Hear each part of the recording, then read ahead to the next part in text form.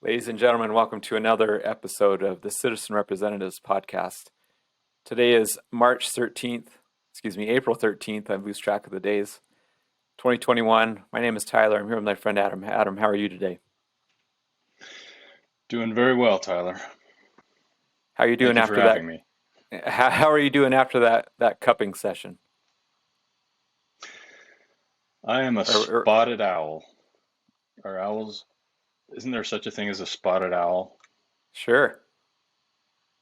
Yeah, And I all got your some nice chi is marks. flowing well, and the lymph is cleared.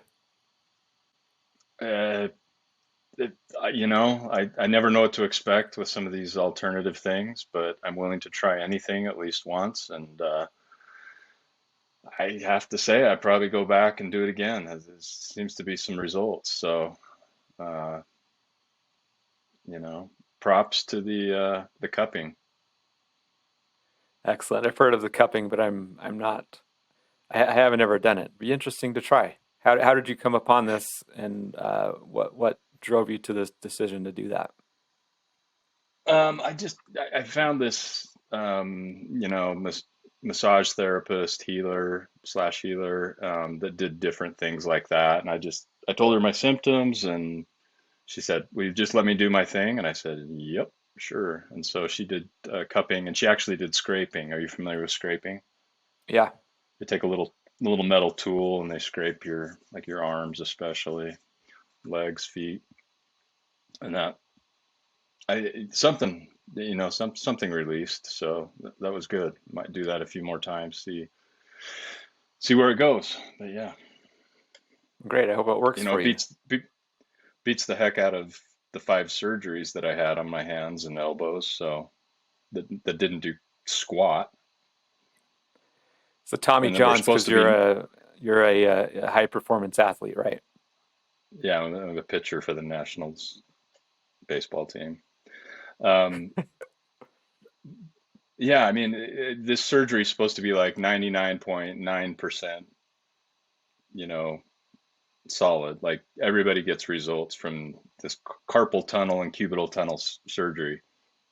Not me. So, I defied all the odds. I was in You're that one of a kind. 0.003% that, of people who die of COVID. I don't know if that's a really good comparison to make, but the same percentage, right? Well, speaking of trying anything once, so the vaccine, like yes or no, right? Were you convinced by the White House by when you were at the Cracker Barrel or watching NASCAR because you're a white conservative to get the vaccine? Uh, I've looked at so this is my favorite pitch, right? From people that say they got the vaccine. Well, I looked at the evidence, I looked at the science, and I decided I would go ahead and do it. I'm like, so so that negates anybody who decides not to get it, that they didn't look at the science or the evidence and they Yes, decided exactly. not to. Like it was just a choice on our part. So I'm fighting back. I looked at the evidence, I looked at the risk, my own personal risk, my own health, my age, and I said, not for me, you know. Well, I'm I making a suppose joke about this because the White House they're very concerned that apparently some white conservatives are not getting the vaccine. So I want to share a clip real quick. This is Jen Psaki. Is that how you pronounce it, or is it Psaki? I don't ever I actually think watch the news. I've seen her name 100 million times, but I don't know how to pronounce it. I think the P is silent. Saki. Okay, all right. Let's see. To states and community based organizations to strengthen vaccine confidence in the highest risk and hardest hit communities. And often people think of that as just Black and brown communities, and that is not. As you've noted, that is also conservative communities, white evangelicals. It's a range of communities around the country. What we found to be most effective is to work with these local organizations. So faith-based organizations, community health organizations, civic leaders, and others who can really get this message deeply in communities. We've also had a number of our members of our COVID team, from Dr. Fauci and Dr. Collins, participate in a range of media interviews. You know, an example is Dr. Collins participated in the 700 Club. Dr. Nunez-Smith hosted a faith leaders roundtable. We're also we've run PSAs on the deadliest catch. We're engaged with NASCAR and Country Music TV. We're looking for a range of creative ways to get directly connected to white conservative communities. We won't always be the best messengers, but we're still trying to meet people where they are, but also empower local organizations. This is what people love, is to be talked down to. Oh, we have to reach those people, you know. Yeah. Are there possibly other reasons why people are skeptical of getting the vaccine besides we just don't know enough? Yeah, bend the knee is the message, right? You shall bend the knee, and we will come to you. We understand you come from this background where you're really not that smart. You're not that educated. You just don't know. And so we're going to teach you how to bend the knee. So, yeah.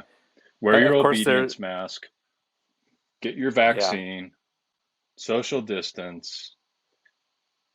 Of course, for the vast majority of people, there's going to be really very few side effects, and it's going to be very safe for a lot of people, but we just don't know.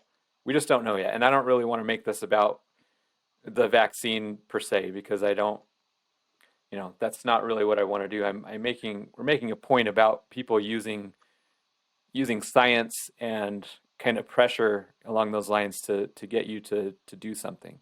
And it was just very funny that they decided to do an outreach like this. And apparently they found it very, very effective. So I thought think maybe they could. a lot of it. Go ahead. I was going to say a lot of it, like you say, it doesn't have anything to do with the vaccine itself per se. I mean, there might be concerns, or somebody might have reservations about the vaccine, what's in it, how it can affect certain people, but it shouldn't be assumed that it's a one size fits all. And you look at your own health, your own risk factor, and you go, why would I get that when really for the vast majority of human beings, this is a pretty mild illness if it's contracted. And so, if I'm weighing that on balance, why isn't it fair for me to just say, well, why do I just need to get it because everybody else is getting it? I mean, that's the worst argument I can imagine. So I was trying to think of other ways, and the Babylon Bee did this, and I'm going to read a few of the ones that they came up with. But additional ways that the White House could use their outreach. I was thinking a lot of conservatives believe in Q. Maybe they could come up with, find out who Q really is. Q is this conspiracy group or person who a lot of people followed. Maybe they can get in touch with him and put out a PSA, a White House PSA through Q.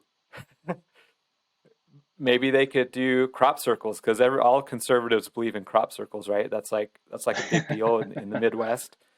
They need to, do a crop circle. Get your vaccine, or the Babylon Bee line the insides of all MAGA hats with needles to get their vaccines. Introduce a ranch flavored vaccine. Run a promotion offering free AR-15s with each vaccination. Now it's kind of bordering on maybe. Okay, now we're getting there. Yeah, that's a good idea. I like that one. Have Florida Georgia Line write a song where they drive down a dirt road with a girl all up in their truck to go get the vaccine. Tell them not getting the vaccine is gay. Okay, whatever. Make vaccines mandatory for entrance into the Cracker Barrel. get some Hollywood actors to explain how it's a great thing to do, because of course we always love to hear what the actors from Hollywood do. Interrupt Duck Dynasty reruns with pro-vaccine message from the true president, Donald Trump. Now I can get behind that. Tell them vaccines are proven to lift their trucks an additional 7 feet. Okay. Now, this is of course parody, and we're just making fun of the situation. And of course, nowadays you can't make fun of any situation because Oh, but you can someone make will fun get of offended. yourself because those are all stereotypes about white conservatives, right? So that's okay. And you know the irony is you and I can laugh about that, right? And just so everyone's clear, I'm almost certain that even if Donald Trump were still president, that that him being president does not dictate whether or not I do something. Usually, Right. Yeah. I'm not going to get the vaccine because he says so. And I think that people should use that kind of the template. Don't do something just because someone said so. Like, figure out why. What's the reasoning behind their argument? They may have a very solid argument. Is it, that's just kind of the mode of operation that I go with. Do you do things differently? What about your spiritual leader or your church leader? What if they said get the vaccine? I do what I'm told. I mean, I follow without question. Bend the knee. Yeah, maybe not. I'm I'm a little rebellious in that regard. I don't like to do things that I'm told just because I'm told to do them. If I'm told to do something and I research it and find out that that's something I want to do, then I'm going to do that. But Yeah. my initial reaction to just being told to do something is to resist. And this goes to a Twitter a tweet that Neil deGrasse Tyson did just yesterday or the day before. And he said, the great thing about science is it's true. He said something along these lines. It doesn't, it doesn't matter if you believe in it or not, it's true. So he's coming up there as a high priest of science, saying that the science is always true. Whereas science is an exploration. It's a way to try to find and make sense of our reality, and as if science has never been wrong. And science is all about proving things that were previously believed to be wrong, right? I mean, it's about proving itself to be wrong. Science questions science. So, I mean, yeah, it's a ridiculous statement. Of course, science has become politicized. I think it's always been politicized to an extent, and you see that when scientists go and they develop a theory of some sort, they're very attached to that theory. If that's something that made them famous or well known, or gets them some sort of reverence within the scientific community, they're very loath to give that up, and they'll fight tooth and nail. Funding. I wasn't necessarily referring to now. That could refer to scientists in the way distant past. Also, there were people who clung on to beliefs for their whole lives and to their detriment. And a lot of it has to do with, like you're saying, funding now. So what is Even citizen back representatives? then, I'm sure. What is citizen representatives? This is a citizen representative podcast. I want to always kind of bring that idea out and how we can use the ideas and things that we're talking about and putting forth in citizen representatives to help make better sense of the world, to help try to make things work a little bit better. And at heart, I'm a process improvement guy. I like to take things that don't seem to be working very well to me and try to make them better.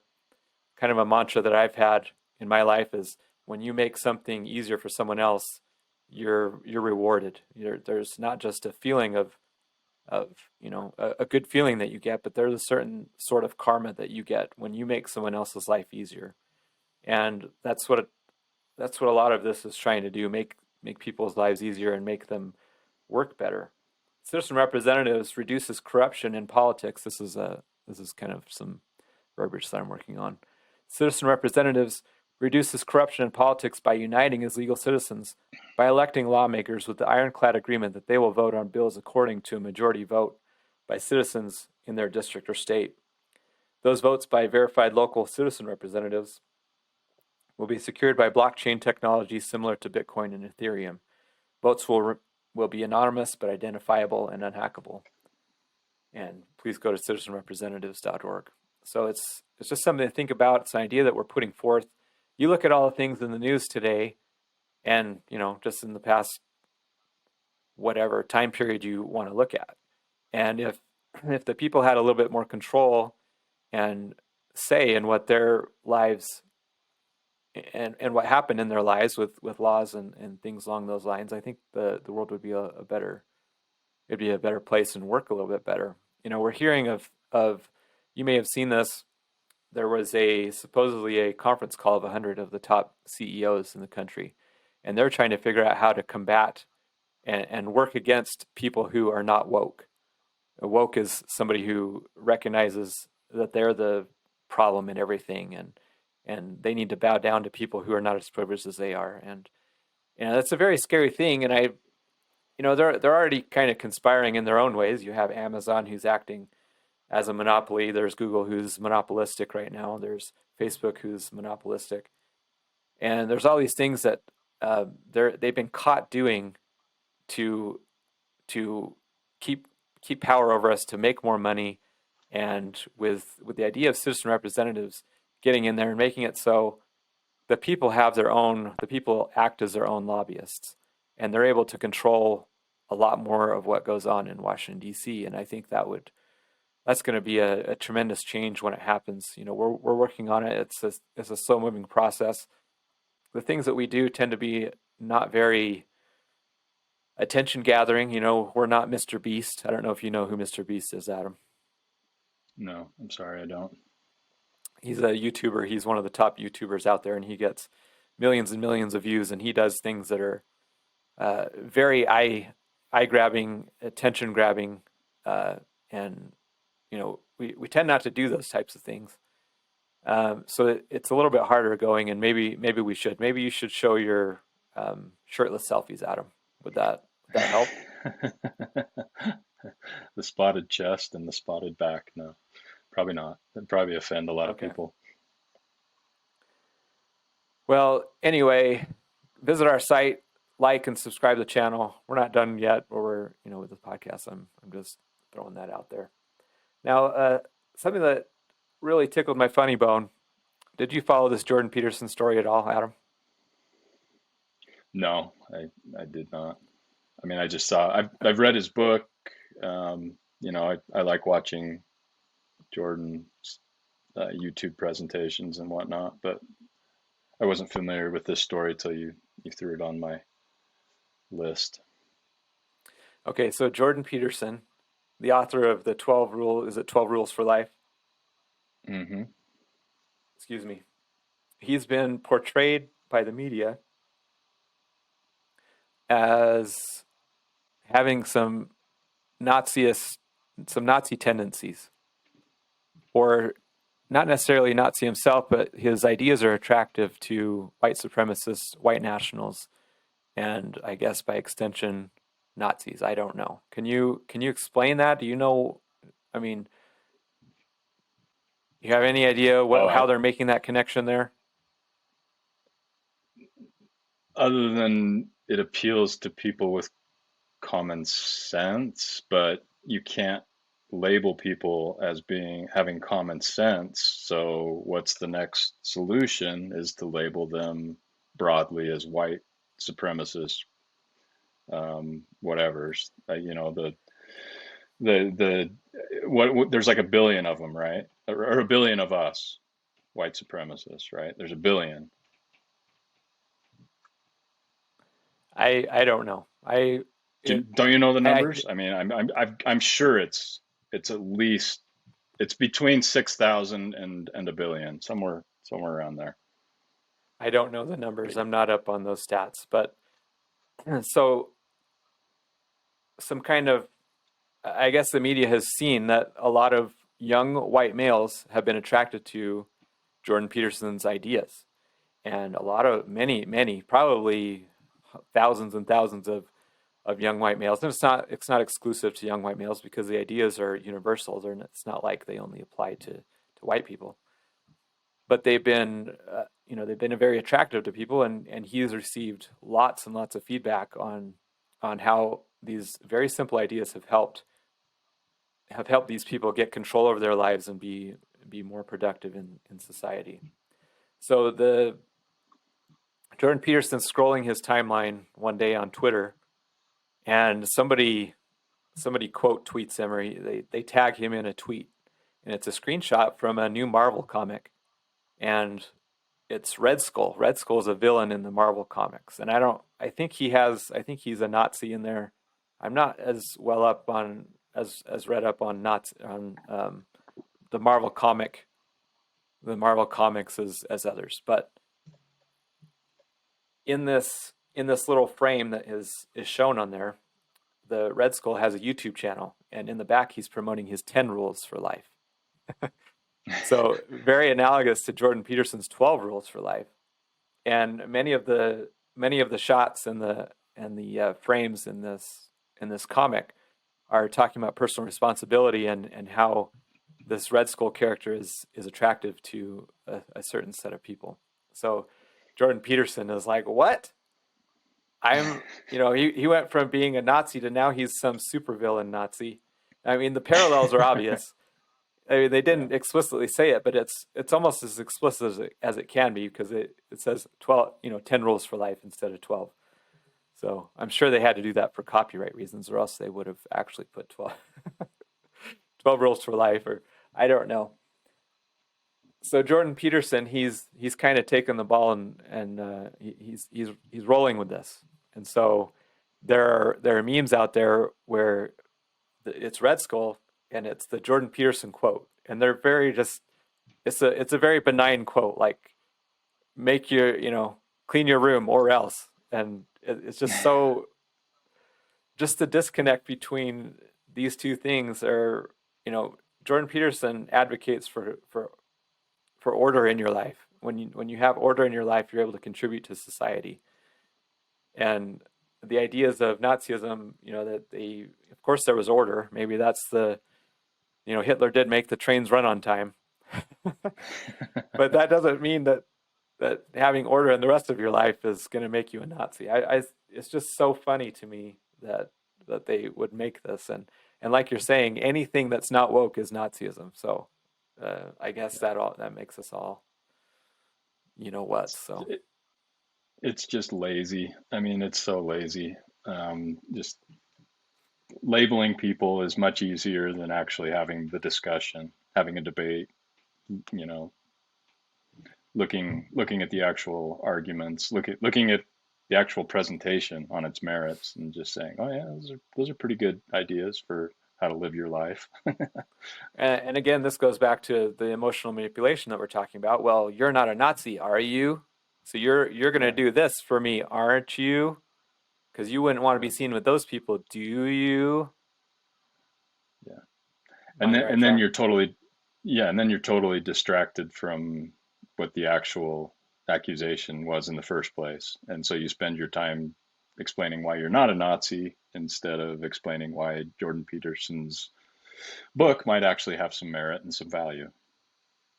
So I don't want to spend a whole lot of time on this, but I'm going to read the 12 rules for life, and we're going to do at the end, Nazi, not a Nazi. We're going to kind of figure this out.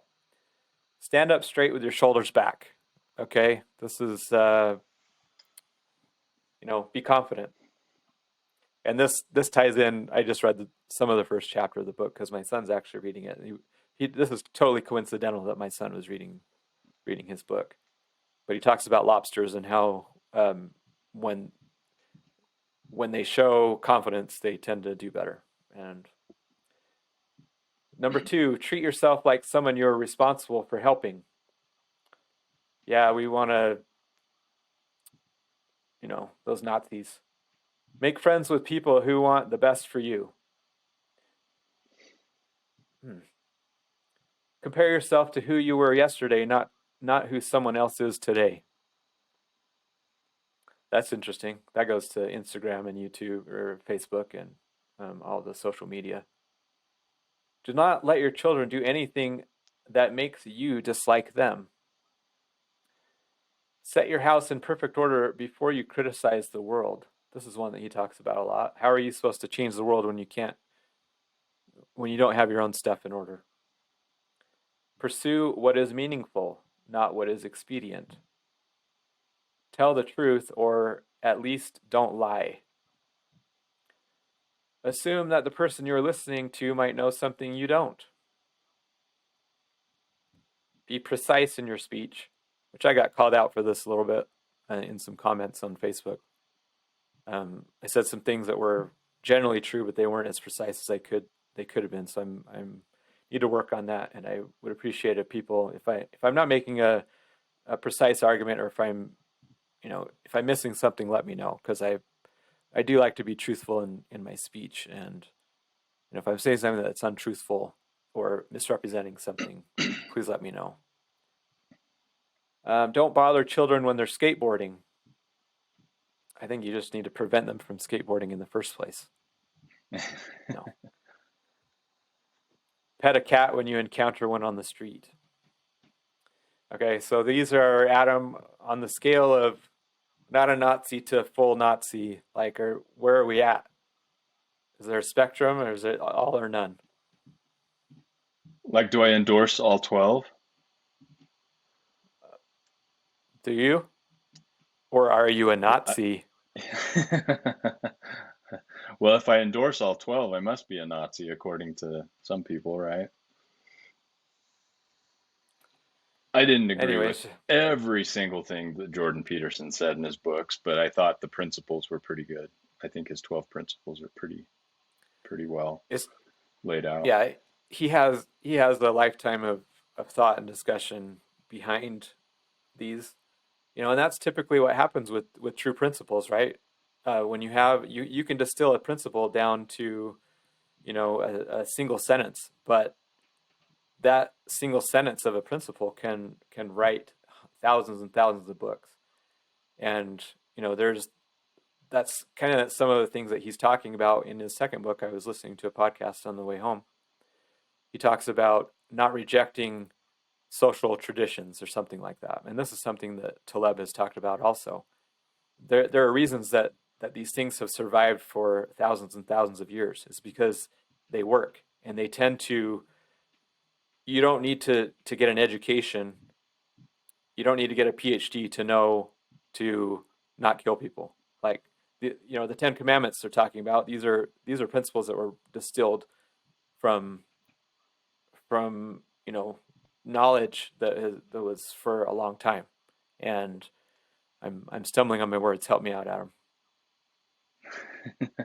No, I mean, traditions and rituals certainly are the basis for any society to come together when you have a common, and we evolve those into laws and ethical ways of transacting with people. And so society generally does better.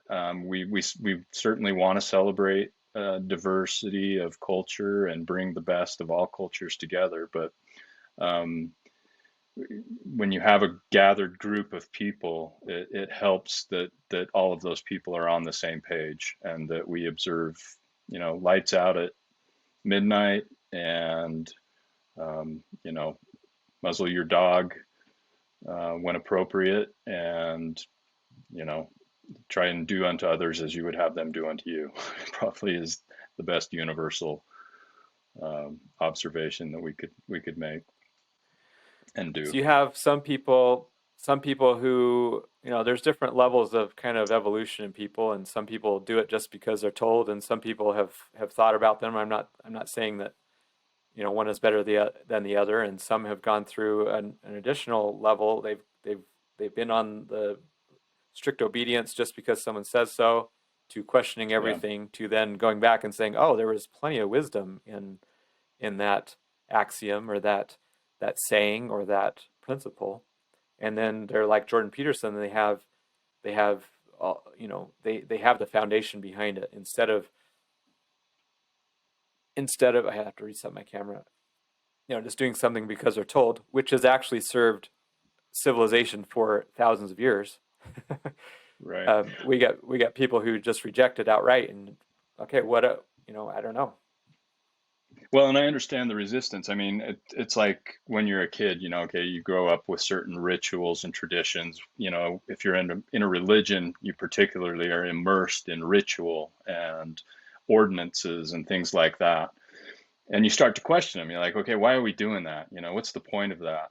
And a lot of those, some traditions, some rituals, they wear out, they wear out their usefulness. And so I think it's valuable to continually question the rituals that you have in society or in an organization or in a group.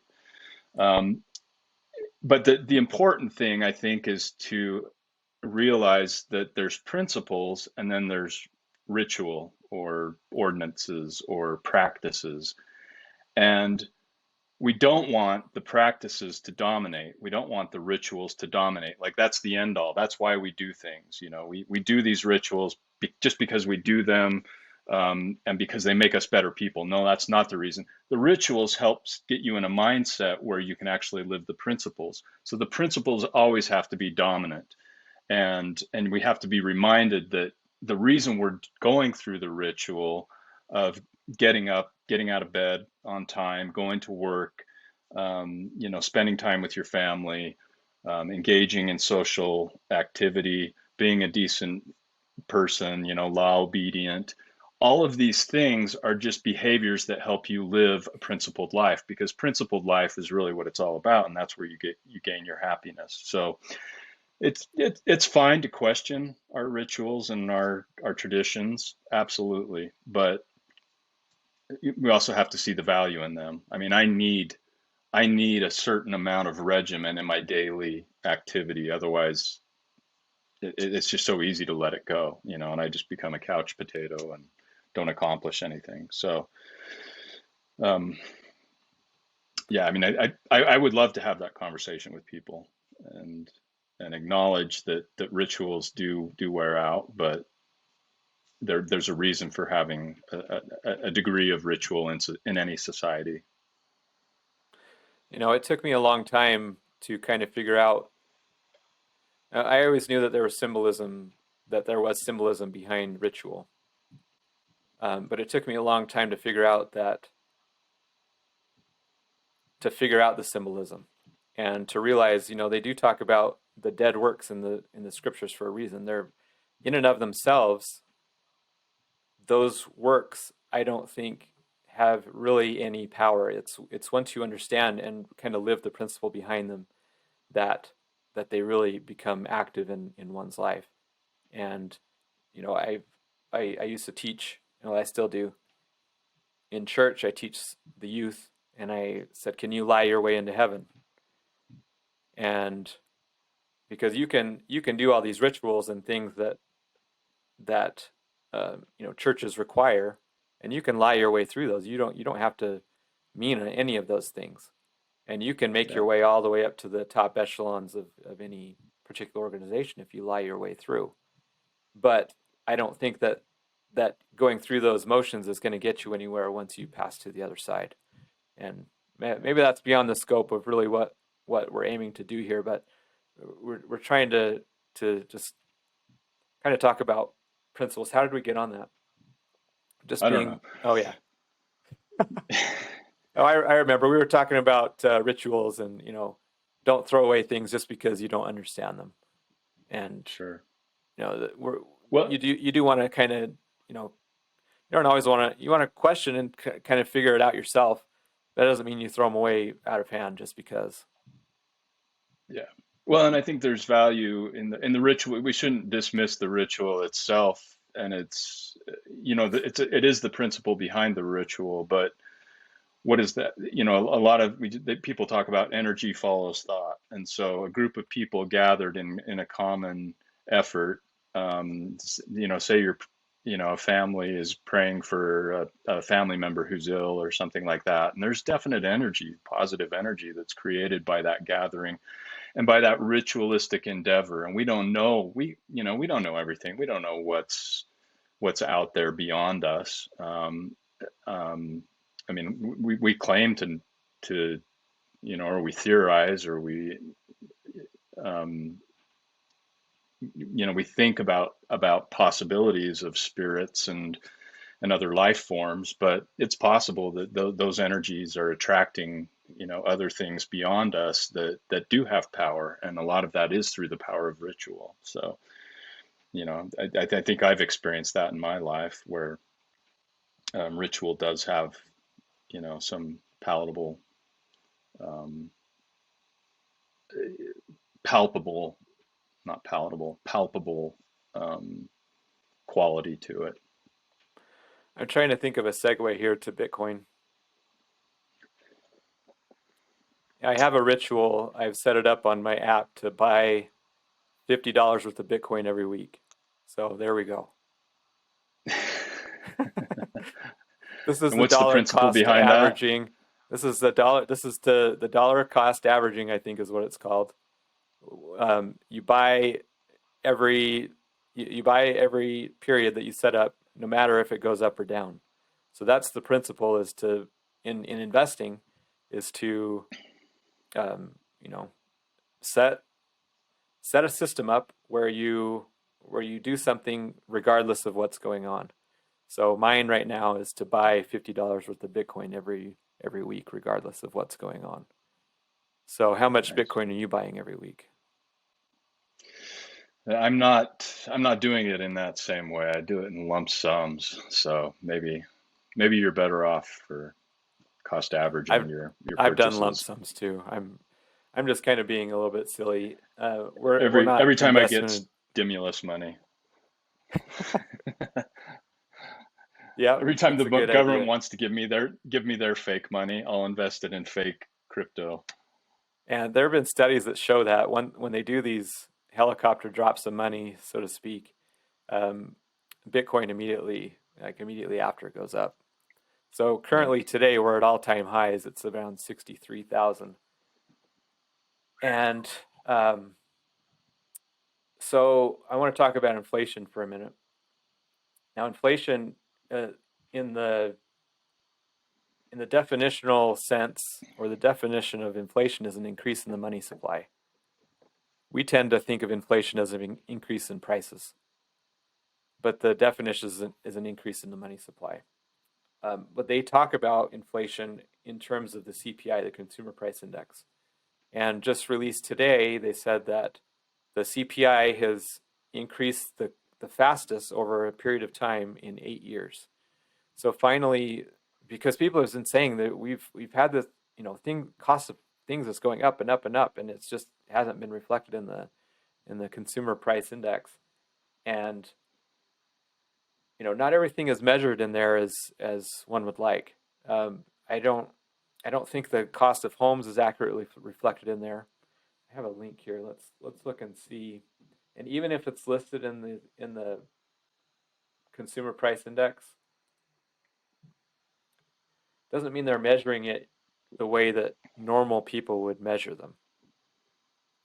So they measure food, they measure energy. Of course, gasoline's gone up, at least here, about $1 per gallon since in the last 6 months or so. Electricity, I haven't noticed that. My wife pays the bills. I don't know that can fluctuate that much. Unless you're in Texas during an ice storm, then it goes up like 5,000%. And if you're on the wrong program, Ouch. if you're on the flexible price program, then you got hammered. Commodities, less food and energy commodities, new vehicles, used cars and trucks, apparel, medical care, services, shelter, transportation. So they have these, and this is all, it's a formula that they use, and the federal government has a incentive to keep this low. Because, first of all, I believe Social Security payments are dependent on the CPI in a way. Now, correct me if I'm wrong, but if inflation were way out of control, there's a lot of payments that are connected to that. The Federal Reserve has a large interest, so to speak, in keeping the this inflation rate low, because they don't want to see that things are out of control. When inflation is high, they would have to increase interest rates to try to combat that and to try to suck some of that velocity of the money back into the system, and out of the system. So Bitcoin, in my estimation, is one of the areas that has been sucking up a lot of this. A lot of people are calling this monetary energy of, that's out there. There's this energy of money that needs to go somewhere, and it needs to do something, and Bitcoin is sucking that up. Just like you're talking about, they give us these stimulus bills or stimulus checks, and a lot of people put those right into Bitcoin and cryptocurrency, and I think we're seeing that. In related news, Coinbase is doing an IPO, initial public offering.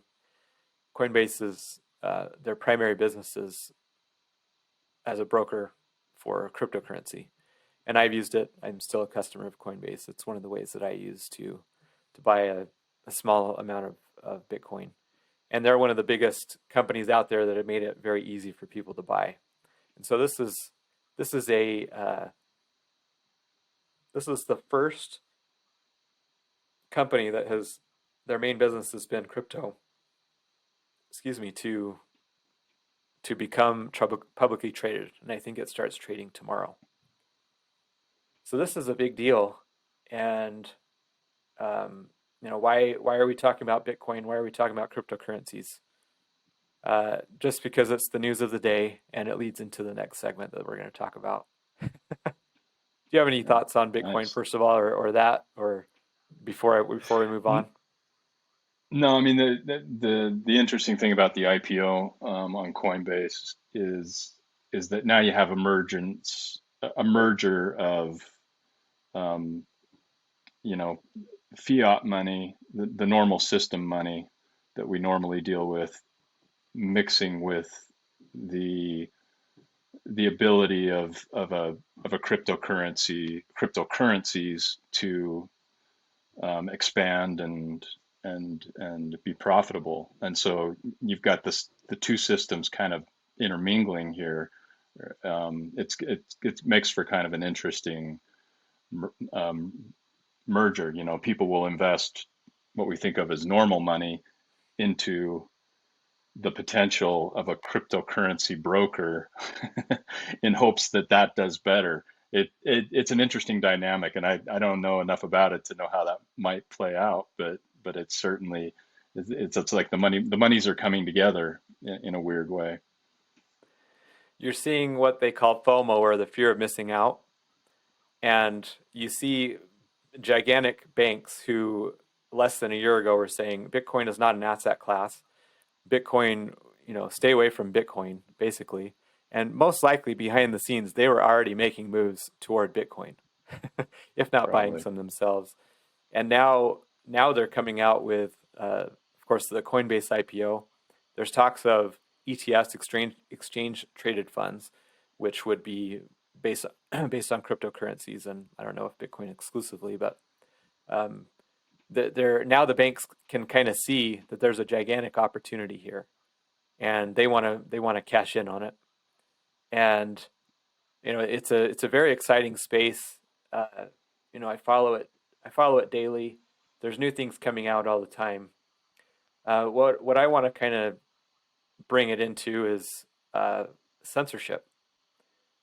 Now, we talk about, many of you have heard of Section 230 of the Communications Decency Act.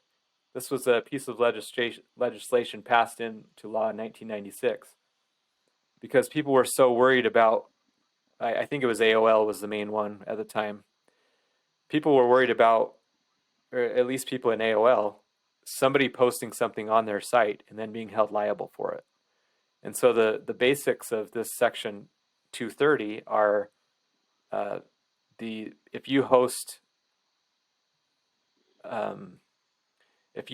things on your site for people who can just put anything on there, then you're generally not liable for that. Now there are some exceptions, I think, but that's the gist of Section 230. And there's been a lot of talk about especially President Trump talking about the Section 230 and how it's being abused or not being followed. Because the idea is that once um, once these social media sites decide what goes on, decide whose posts get censored or not, then they in essence become a publisher. If you're a publisher, you are liable for what you say. So like the New York Times, they're a publisher. So because they're putting forth new information, generally a lot of it's false, just as a dig on them. It's propaganda, but that's beside the point. But they are liable for that, as you can see with a recent lawsuit by Project Veritas. The New York Times said that they were deceptive and all these things, and Project Veritas is winning a lawsuit against them. So people are liable in that way if you're a publisher. Well, Twitter, they've taken it upon themselves to, of course, censor President Trump. They've removed his account. People are being censored all the time. YouTube is doing it. And a lot of lawmakers are making the point that once you cross that line into, from being just kind of neutral arbiters of, is that a term, a neutral arbiter? Can you be a neutral arbiter? Just kind Sounds of right. letting things go as you would, as long as it's not breaking the law, leaving it on there. They go from that to seeing speech that they don't like, and you'll see this later. We mentioned an article that one of the founders of the Black Lives Matter movement bought an expensive home in California, in Southern California. Well, some people were criticizing her on Twitter over that, and they had their accounts suspended over it. And you saw this also with the story from the New York Post before the election about Hunter Biden's laptop. Hunter Biden has this laptop that he dropped off for repair to a repair shop, and he never picked it up. And so by law, this repair shop was able to take possession of it. And so they did. And then they looked, they looked to see what was on it, and they saw that there was pretty salacious material on it. And they eventually turned it over to the FBI. I think they kept a copy themselves of the hard drive. But that story was censored by Twitter. If you even linked to that story, you were suspended. The New York Post's own Twitter account was suspended over that story, which has been proven true. There was never any legitimate evidence that it wasn't true. The repair shop had his signature on it, or at least the documentation showing that it was his. They have a call from Hunter Biden's lawyer asking for it back. I mean, there's not much more proof that you could get that it was his, besides him admitting it, which he's almost pretty much done. He's kind of blamed the Russians on it, or something like that. What I'm getting at is that there's some problems with this Section 230 that a lot of people are pointing out, and I've seen Ted Cruz talk about and interrogate. I think it was Jack Dorsey about this Section 230, about he's being a publisher now because he's picking and choosing what is going on there rather than just letting it happen. Of course, people who are not afraid of their ideas just let things go, and they're able to argue their ideas and are not afraid to do that. People who have weak positions and are not very confident in their positions, they tend to clamp down on this type of thing. At least that's my experience. Do you, Adam, see it in a different way, or am I misreading this? No, I think that's accurate. I mean, I take it as a challenge if somebody questions what I say and tries to make an argument, and I want to present more to my argument rather than just say, well, you go home. You don't get to talk to me anymore. I think that's lazy. Which, not to get too far off the subject, but again, I had a conversation. It was an interaction with somebody on Facebook, bringing up how come I reference. He called them right wing rags all the time, and I said, counter my argument. Let's stop getting worried about about who's making the argument, and let's talk about the actual argument.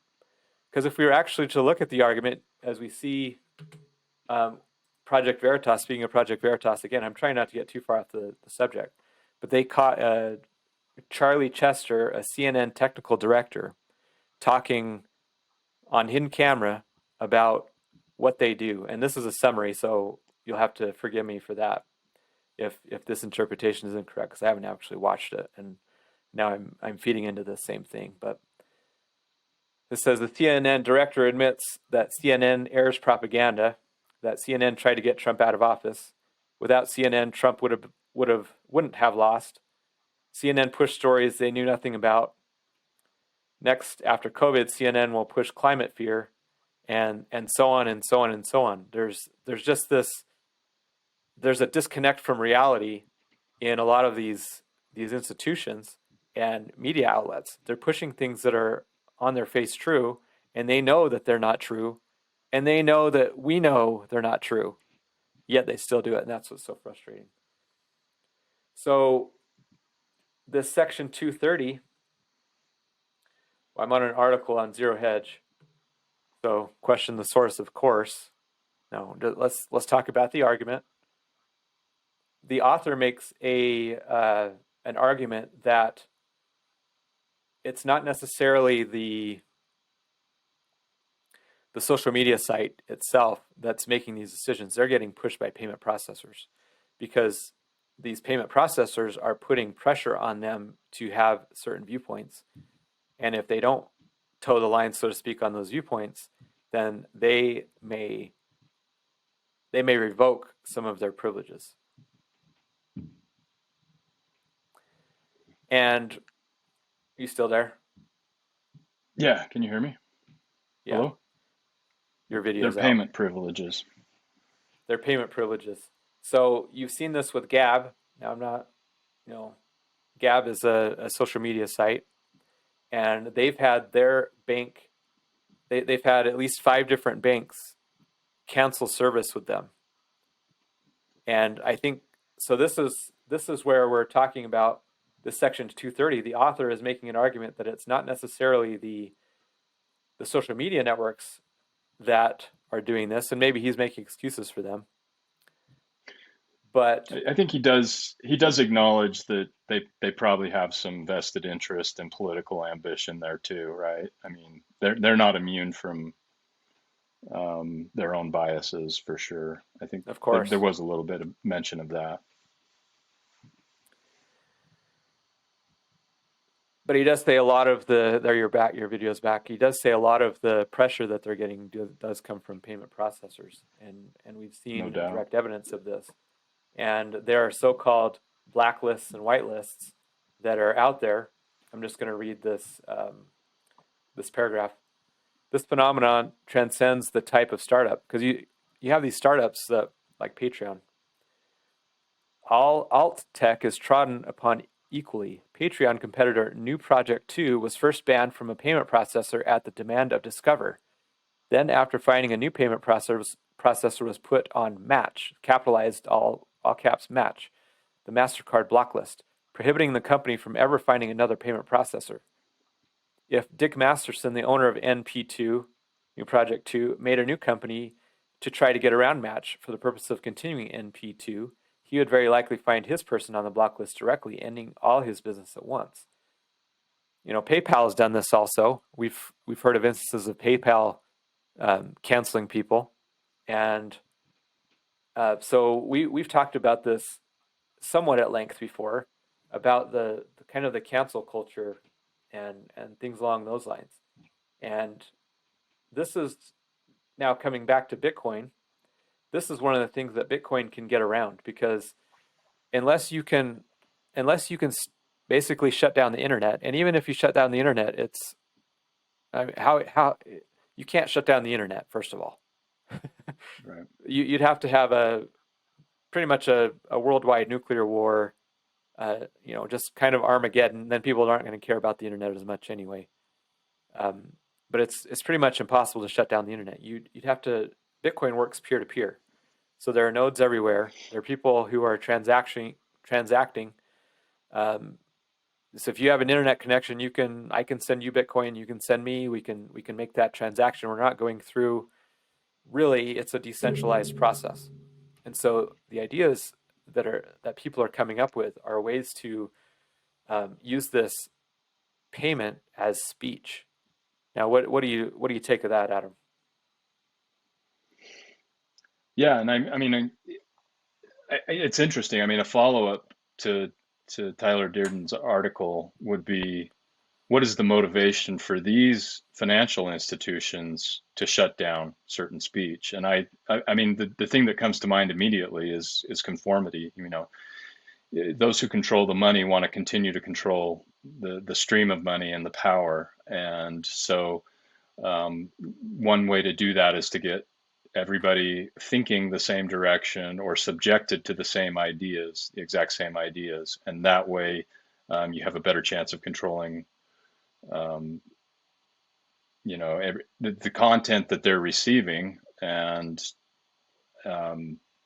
and you control the money, and by controlling the money, you control the power. And I think ultimately it comes down to power.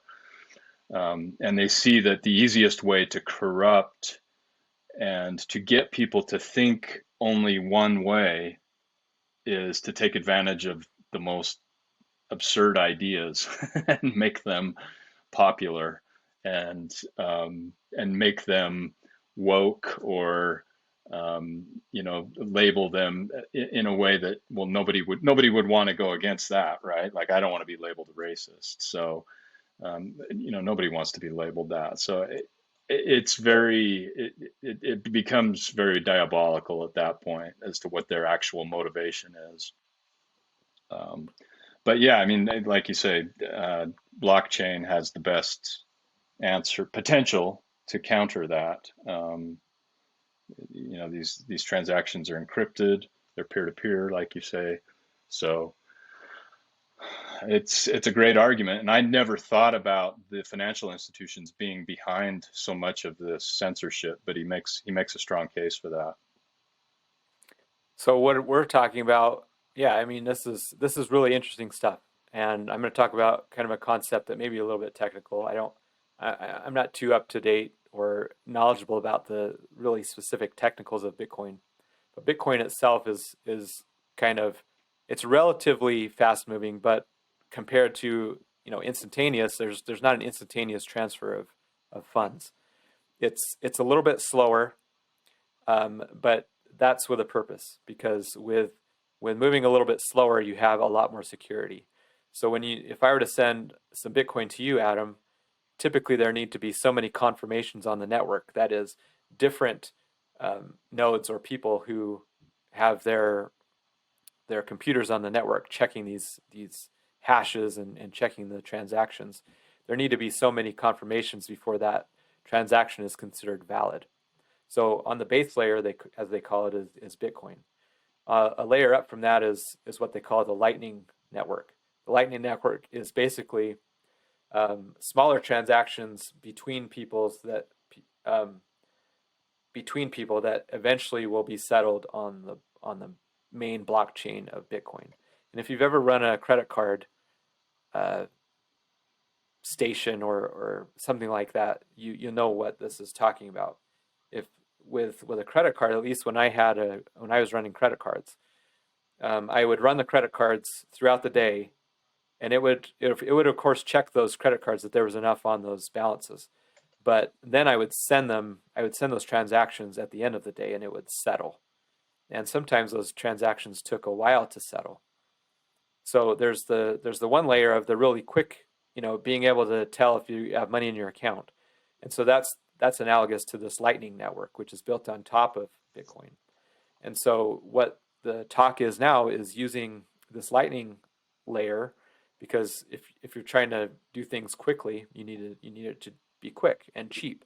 When the Bitcoin transactions themselves can be, you know, they're not outrageous. They're very inexpensive compared to traditional means, but there's a cost to them. And so when you do this type of above the chain network, it has a very little cost. So you're able to do things much quicker at a quicker cost. And so there are new programs out there, and one of them that I have heard through Max Kaiser, who's a Bitcoin. He's a commentator on all financial matters, but he's been focusing on Bitcoin a lot lately. He's promoting this one called Sphinx Chat, and it's a way that people get together. They start their own nodes and their own kind of groups of people that transact through Bitcoin, through the Lightning Network. So you load up your card, you load up your wallet with a certain amount of Bitcoin. It doesn't take very much. Now, one Satoshi is 0.000000001 Bitcoin. It's basically, I think it's a millionth of a Bitcoin or 100,000th. It's a very small fraction of a Bitcoin. And you load them up with these certain amount of Satoshis.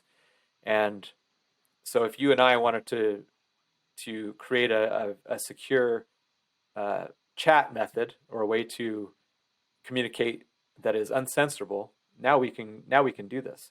And so the principles behind this Sphinx Chat and the blockchain, this is one of the first iterations that I've seen of it, is to make it so potential social networks in the future cannot be censored.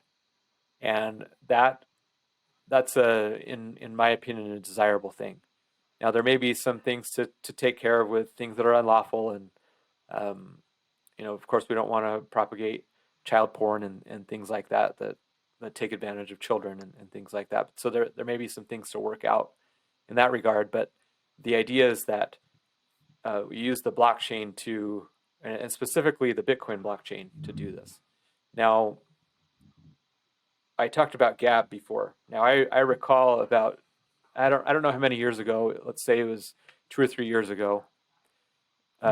This was after Gab had been canceled. They were on a hosting site. Their servers were on a particular company, and that company they said, we don't like you, so we're canceling you. So Gab was canceled from their servers, and Gab was kind of brainstorming, and they did it on Twitter and said, we're gonna start a network on the Ethereum network.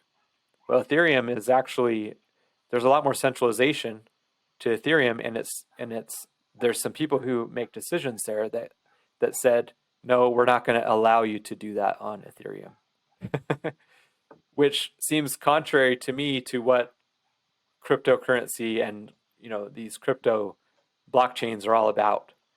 So it was kind of jarring to me, and which kind of pushed me more. Now that I'm seeing this, I could never figure out how we were going to get this type of blockchain idea to work on Bitcoin, because it's large and it's kind of an arduous and slow and a little bit expensive.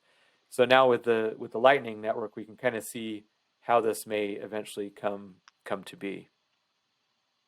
So am I being naive here? Are there things that I'm not seeing, Adam, or what do you think of this idea? No, and I think there are. I mean, I've heard of other currencies that are trying to speed up transactions. So there's a lot of different groups out there working on this problem of speeding it up, but keeping it mostly decentralized, and keeping, being able to monopolize the money itself, keeping the money itself distributed among a larger group of people. Even Bitcoin has large concentrations of where people own a majority of the Bitcoin. So how decentralized is it at that point? But you read almost daily about a new currency that's popped up that's trying to work out these different nuances of how to make a really ideal transactional currency that can be honest and won't be won't be subject to censorship. It's going to be really interesting to see how this all plays out, because of course we have an interest in this type of technology coming into play, because we want our voting system to be based on something that's like that. Now it may be Bitcoin, it may be on the Lightning Network, it may be on something else. I I don't know if it'll, I don't know because I'm not a programmer. I need to talk to people who are in that business and talk about the ins and outs of it, the pluses and minuses. You probably haven't seen this, or you may have. There's a crypto-based app out there called Library. Have you heard of this? No. Library shares, I think it's videos. They share kind of media, and the SEC is going after them because it's based on a token. They're saying you're trading a security. So the SEC is kind of come in and tried to shut them down because they've built this. They're sharing media. Maybe the SEC does have a point. I don't know, but it's just kind of, there are a lot of things to be worked out here. I don't really buy the argument that library is, trading a security.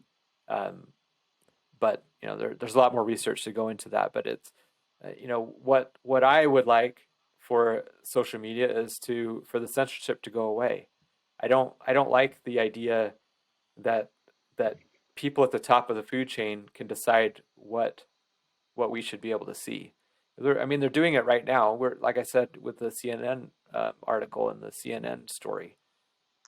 There are people at the top who want us to think a certain way, and do things a certain way, and it's it's scary, and we need to bring that power back to the people in a way. And I think that this blockchain technology can be a way to do that. This is totally apart from the idea of blockchain, Bitcoin itself as a currency, and helping people to actually save money. You put money in your wallet, and by and large, the value of that is going to go up. That's kind of a foreign concept for a lot of people. You put your money, you buy a house. Well, just because that price of the house is going up doesn't mean that means your dollars are worth less. That doesn't mean that that house is worth any more necessarily. Yeah, you can get more money, and I know for some people that's gonna not make any sense. You can get more money for it than when you paid for it, but that doesn't mean it's worth any more. The value of the currency has gone down such that the supposed value of your home has gone up, and I think that's an important concept and principle to understand. Anything else on this Bitcoin?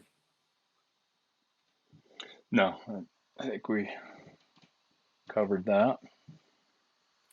Now, I don't want to spend a whole lot of time on this because we're kind of running out of time. But there was a shooting in Minnesota a couple of days ago, and it's pretty tragic. Some of the things that were put out there, there are already riots. Let's put it that way in Minnesota and actually in other places. These are the circumstances of this case. And if I'm getting these wrong, if people would please correct me. I'm trying to do the best that I have, but some of the misconceptions are out there. Supposedly he was stopped over an air freshener, but that was not the case. I don't even know what that means. How are you stopped over an air freshener? From the stories that I've read, he had expired license plates, so that was the initial reason that he was pulled over. And then they did a search when if the vehicle's registered to you, they checked his driver's license, and he had an existing warrant. Well, from what I'm seeing, there are actually two warrants out. One was the warrant from an aggravated robbery charge from 2019. Let's go to the Daily Mail article. Dante Wright had a warrant out for his. Sorry, these ads I can't see past. Had a warrant out for his arrest for attempted aggravated robbery charges after choking and holding a woman at gunpoint for $820 in 2019. Court papers reveal. So there's that warrant out. Then he had another warrant out, which has been making the rounds for an unlawful possession of a firearm. So he had, and I think it stemmed from this from this potential arrest for attempted aggravated robbery. So I think there were actually two different warrants that were out on him. So the officers pulled him over. They had him out of the car. They were trying to handcuff him and were unable to do so. And he was able to wiggle out of there. He hopped back into his car.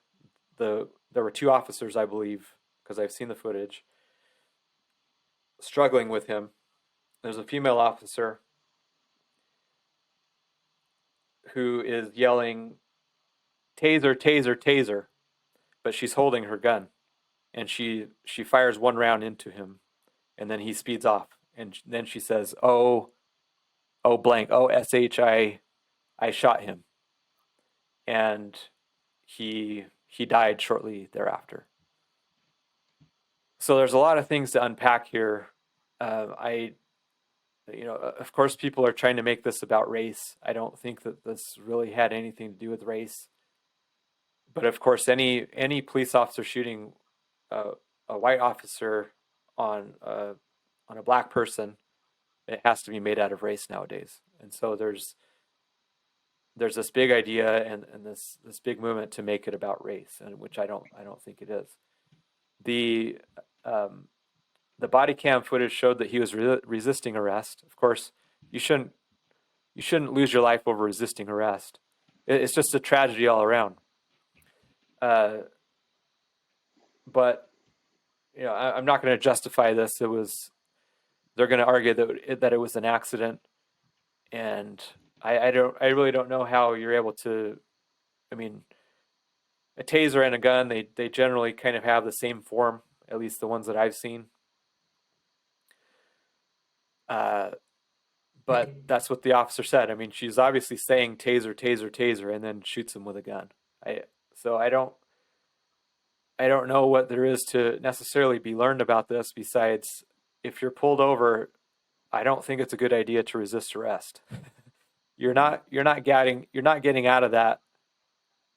There's really no good that can come from resisting arrest. It inflames the situation. You're way more likely to lose your life.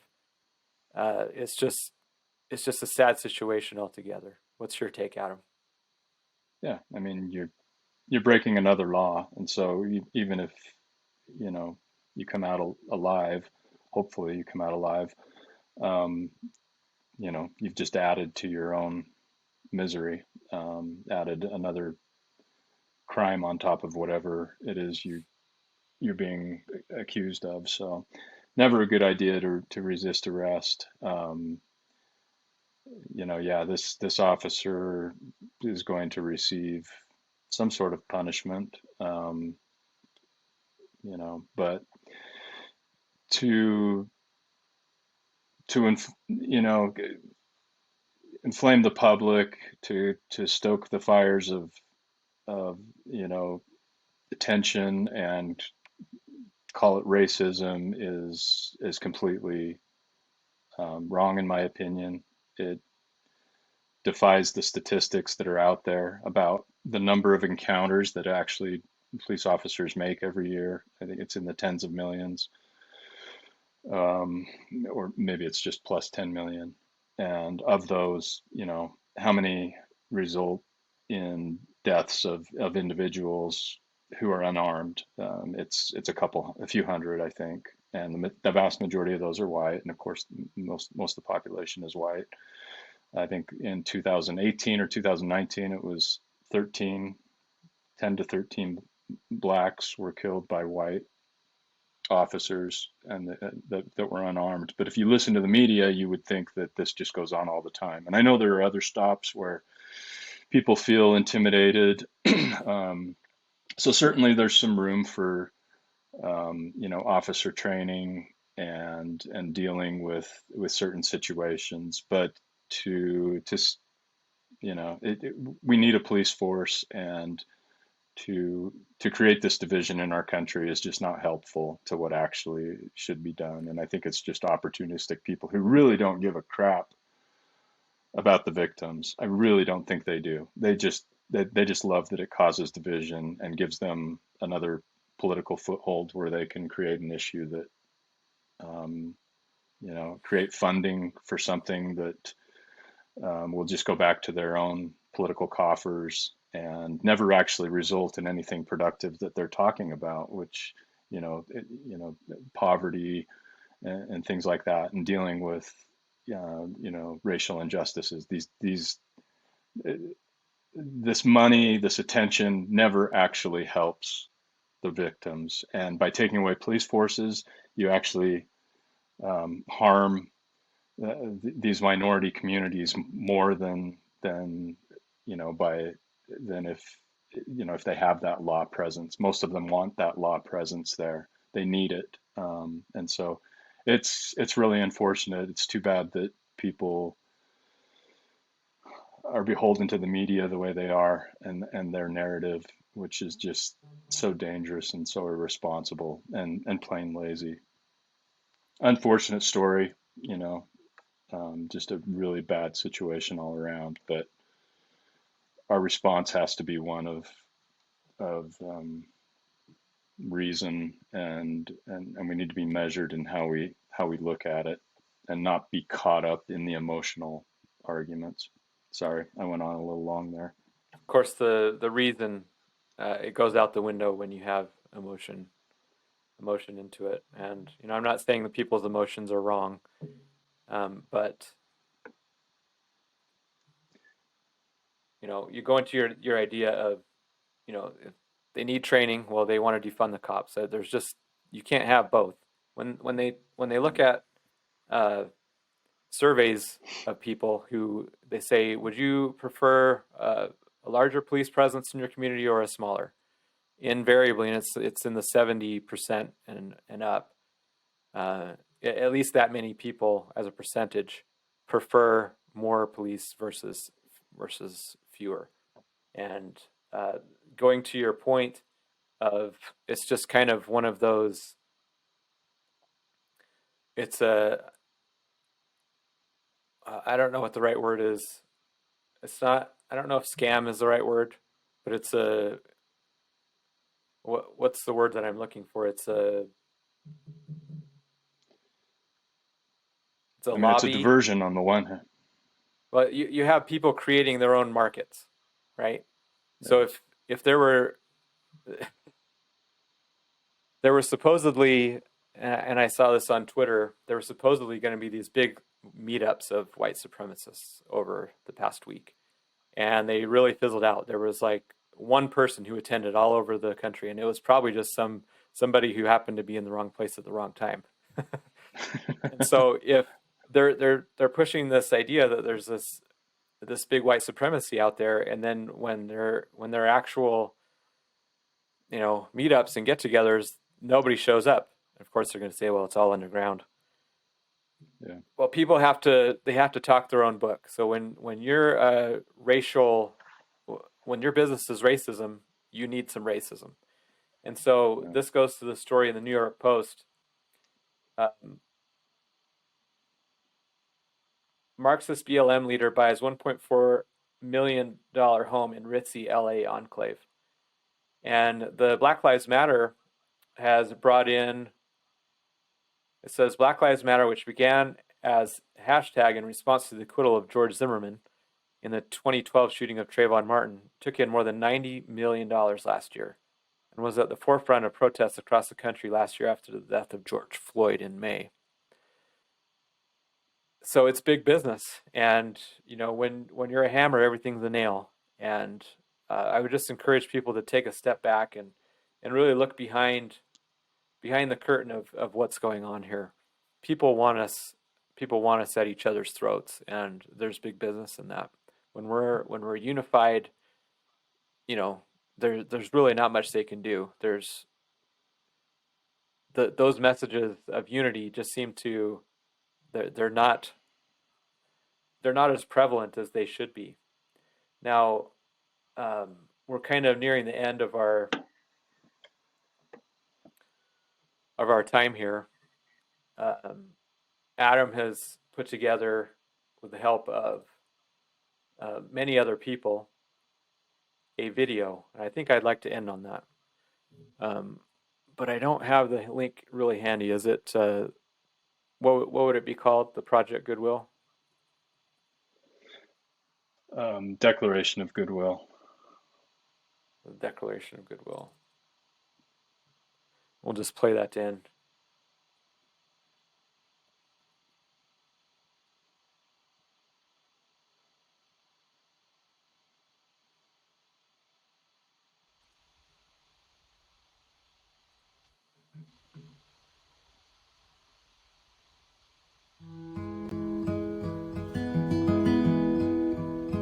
We, the people of goodwill from all nations, who desire to see the people of this planet progress in a state of peace, safety, and friendship, find it necessary to act and issue this declaration of goodwill. Polarizing rhetoric accompanied with vitriol and name-calling from leaders, celebrities, and media spawns tension among the masses and underlines goodwill and cooperation. Therefore we, the silent majority and people of goodwill on this planet, have decided to take action and issue a call to correction. Such a correction is essential for our leaders have power to take us into wars, conflicts that could destroy our civilization. We do not expect our leaders to be perfect or agree with us or each other on all matters, for that is beyond the present ability of most individuals. But there is one thing all can do that will pave the way to quieting the present conflict and opening the door to peace on earth. We can all be civil to each other and send goodwill rather than the prevailing ill will we currently witness. Loving our neighbor as ourselves is a core teaching of every great messenger of the past, and we need to be reminded of this now, perhaps more than any time in our history. The majority of us who are not in power do not hate those who vote or think differently than ourselves. Nor do we care about their race, sex, or status. We are willing to extend a hand of friendship and goodwill to all who accept it. We do not call others hateful names or desire to hurt them, but seek harmlessness in all discourse and interaction and expect our leaders to do the same. Many leaders and media personalities seem to think that personal attacks are justified, as it highlights how bad the other guy is in order to effect change, but negative tactics often result in negative rather than positive change. Calling our neighbors haters when they see themselves as loving people results in resentment and often fuels the emotions of the projected name-calling. The attack thus brings forth the hate that was not previously there. Many leaders and media personalities understand this tactic and use it to polarize and create false animosity where none should exist.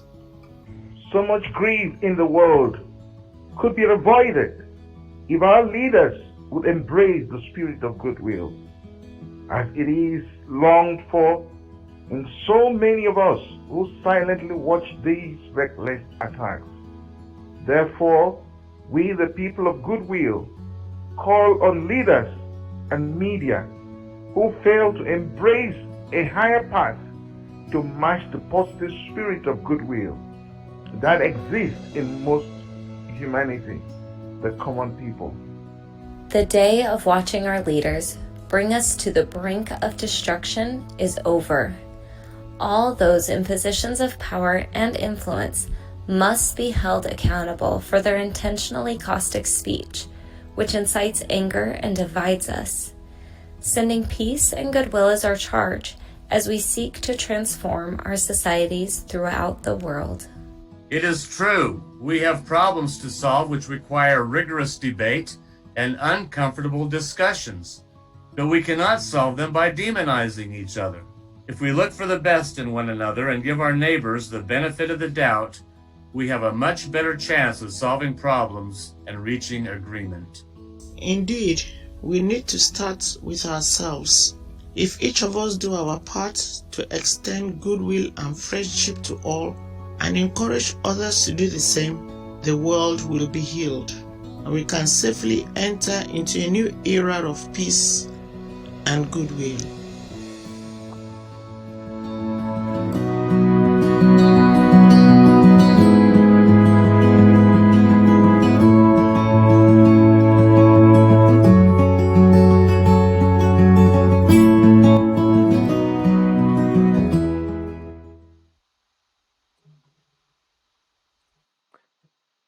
Well done, Adam. Any last thoughts on that? I had a lot of help from my friends, so thanks to them.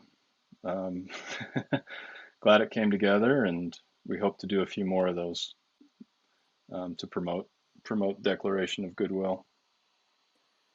I think it's really important that we have goodwill. Excuse me.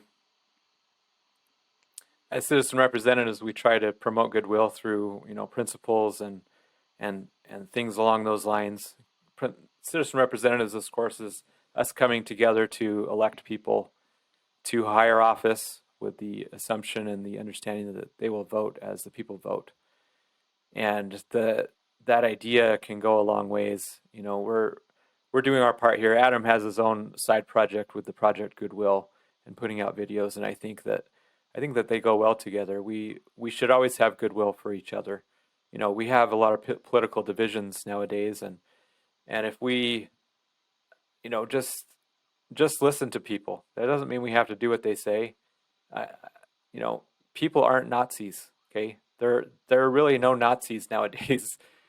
The idea and that the term is just thrown about so much that it's lost its meaning.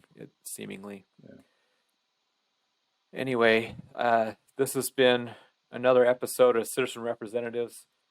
We're available on Apple Podcasts. We're available on Spotify, Google Podcasts. We have a new Instagram account. We're on Facebook. We're on YouTube. We'd really appreciate it if you would subscribe to the page, like the page, subscribe to the channel, comment. Let us know where we're wrong. Let us know where we can be better. Let us know if we're on the right track. Just give us some feedback. We'd really like that. If you would also like, you can visit our website at citizenrepresentatives.org. And we really hope that you would have some goodwill. Take a step back. Follow what they call as the 24-hour rule.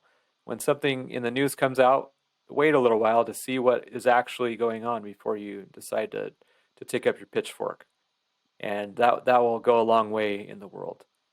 And my name is Tyler. I've been here with my friend Adam, and we will catch you next time.